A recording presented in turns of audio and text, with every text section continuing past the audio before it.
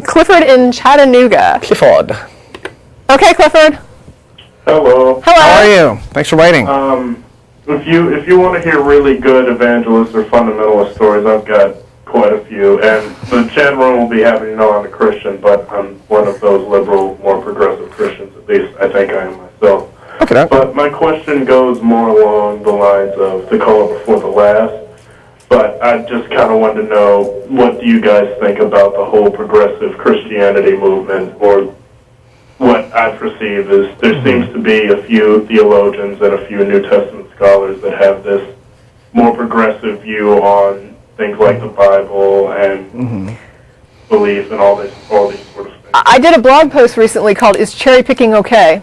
And that's usually what that's labeled. When somebody goes in and says, I'm just going to reject the parts of the Bible that seem heinous to me and go with the ones that are good. And I compared it to joining the KKK because you support the social events, but you're not really a racist. If that is logical, then I suppose to a person that does it, it's fine. In my view, I would have trouble holding up a Bible and saying, I support this book, and then denouncing particular verses that I know are in there. I mean, there are things that are in there that are not, in my opinion, morally defensible. And for a person to call themselves a Christian, they are coming forward. Basically, when you say that, people accept that as you are promoting the Bible and what's in the Bible and the God of the Bible and the Jesus of the Bible and all of it. If you don't, then my question is, why label yourself a Christian? Why not just say, I'm a theist, I believe in a God, but I really don't think that God that's described in the Bible is a good guy, so that's not my God. Well, one, Episcopal bishop, his name is John Shelby Spong. The way he looks at it is, he calls it the Bible or any sort of religious text is a way to point to God, not a sort of, this all encompasses God and all Scripture is inerrant. And that's sort of the way I feel. But now, to answer your question, why would you call yourself a Christian? Now, I don't know. I mean, because I never thought of a Christian as someone that says, oh, okay, I've got the Bible, it's inerrant, I'm going to accept it all regardless, despite anything else. But I don't know if you can legitimately call yourself a Christian. Fundamentalists will say, no, you're not a Christian, and I've got a lot of that because I don't accept the Genesis account of creation, or I don't. Well, just for the record, I'm not saying that you're not a Christian. I wouldn't say that if a person cherry picks that they shouldn't call themselves a Christian. I'm simply saying that when a person says they're a Christian, most people consider that they accept the doctrines that are laid out in the Bible. That's the book. Just like if a person told me he was a Muslim, I would think that he agrees with what's in the Quran. Okay. So, but I do think that, it's fair for a person like you to say, well, that's not how I look at it. I don't accept it as totally, 100% correct. But then the question usually comes up, which is, how do you know which parts are real and which parts aren't? Like, which parts do you use and which parts don't you?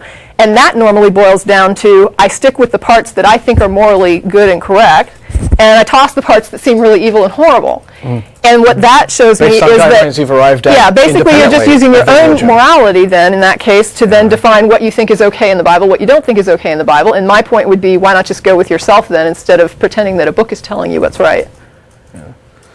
Because ultimately, if the only problem that I have with folks who call themselves liberal or progressive Christians from a standpoint of the ideas that they espouse is that you finally get to a point where you can look at them and say, you appear to have thought about all of these things, and why at this point do you really think that you need what this religion is selling you anymore? You have come up with your own notions of right and wrong, but based upon rational thought, right? Based upon an understanding of things like the consequences of actions and empathy towards your fellow man. And at a certain point, you have understood that yes, you can be a good person. You'll make mistakes in life. You'll sometimes do bad things that you regret and are ashamed of, but you take those as lessons that you learn and you move on. You become the steward of your own personal growth. And so at a certain point, once you really have a handle on all of those ideas, why then, where's the point at which you still feel that it is necessary to latch on to whatever it is that Christian belief is trying to sell you? At what point is this still a worthwhile product when it is no longer really informing your moral choices, necessarily, because you can look at the Bible and say, okay, well, this is in there and that's in there, and that is very demonstrably wrong and not something that I would ever condone. At a certain point, does it simply become rooted in the basic emotional need that I think is at a lot of religion, which is, I like the idea of a celestial parent figure watching over me. It is a comforting idea. It is a thing that makes the universe feel less large and cold and empty. That sort of thing. Have we stripped religion, Christianity, whichever religion you subscribe to its fundamental essentials? At which point, the doctrine doesn't matter anymore, so it can just be, your own definition of it at that point. That's what I've always found unusual about Spong. I mean, I've read Spong's stuff, I've listened to him speak on television, and I just say to myself, why doesn't this guy just go whole hog? I mean, he's like 97% atheist. What is the bit that's keeping him sort of tied down to it? Is it just that little bit of an emotional hook that it has in him, that there is the comforting aspect of the belief and how he likes to imagine Jesus must have been and how he likes to imagine God must be, and the comfort that gives him, that with all of his intellect, that still has its hooks in him? I don't know. I wish I could say. So,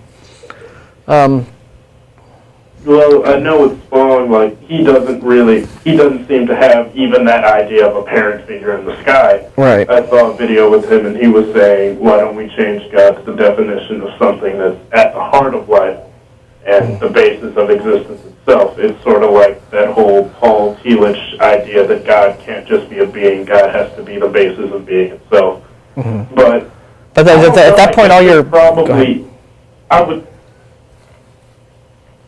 say, I guess there probably is an emotional hook, but I mean, I can't say that for everyone, and I'm not even sure what I would say for myself, why I still hold on to certain beliefs and such.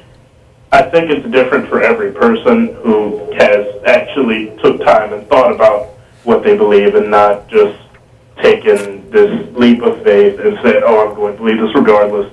No matter what comes up, no matter what else happens, no matter who I meet, and yada, yada, yada. Mm-hmm. But for those who sit and think about it, I think, and they examine their own life. I know with my mother, a lot of things have happened with her where that belief sort of becomes ingrained and it's personal for her, and it's not really she's latching on to a dogma, but she's latching on to something she believes is true based on her own experience. Mm-hmm. And I think what I would like to see religion do is, instead of being this organized, dogmatic thing, is that for people who are religious, that they're religious based on their own experience, and they're not religious based on, oh, just someone told you to be religious, and it becomes, I guess, sort of existential for each individual.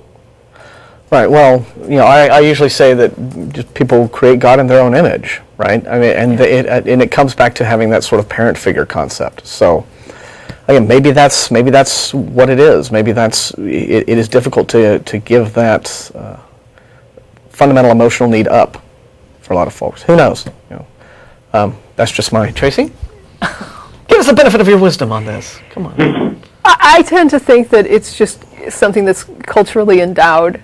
If it wasn't indoctrinated as a youth, I mean, I've met so many people who were raised in secular homes since I joined ACA, who didn't grow up with this idea that a God exists, and it really, in my head, reinforces that it comes from somewhere.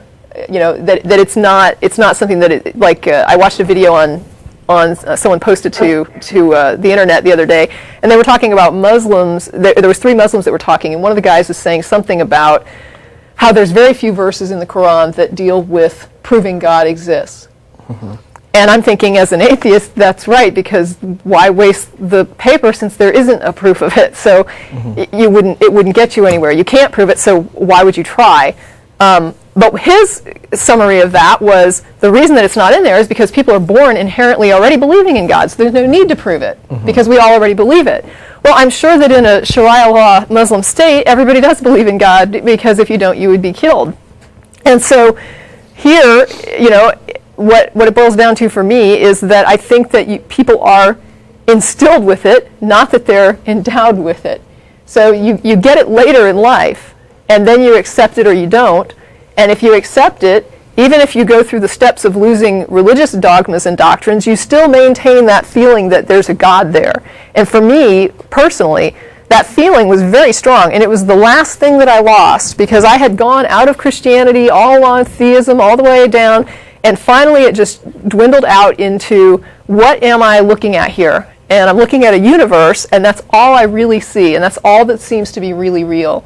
And whatever I'm calling God has to be encompassed in this thing that is everything, which is the universe. And so when it got down to that point, going backwards, I think what happens is when you're really tiny, they teach you God exists, and God is real, and Jesus clap your hands, and the whole thing. And then you start to learn the apologetics and the doctrines as you get older and you can understand them. And then when it comes out in a lot of people, including myself, the doctrines and stuff go, and then that belief that was instilled at that really early age, before you even could think for yourself, is the last thing to go, because it seems like an inherent thing. It feels like something that is just as inherent as a heartbeat. And so it's very hard to drop it, because even if you intellectually think to yourself, I don't understand why I believe this, it's just this feeling that persists. And I don't know if that's your experience or not, but that was certainly mine. Oh. Well, again, I don't think I know myself well enough to be sure, but I think that's what it is for most people. But I think when you have the whole religious experiences, you have a number of types of those. Like, some people say, well, from the way my life's been, the only way I could have gotten where I am is if there was some sort of God leading me, guiding me, and so forth. Not that that's a proof of God, because that's their training kicking in. That's a dehumanizing thing again, though. Yeah, to say that what they did, they're going to say, I have to attribute it to something else. I couldn't possibly have done what I did. Yeah, that's sad to me. That's part of that training. So it's not so, I understand where you're coming from, but I'm not saying the point is just the way I am. I mean, I'm talking about examples where people say there were such difficulties that it's hard to explain. Mm-hmm.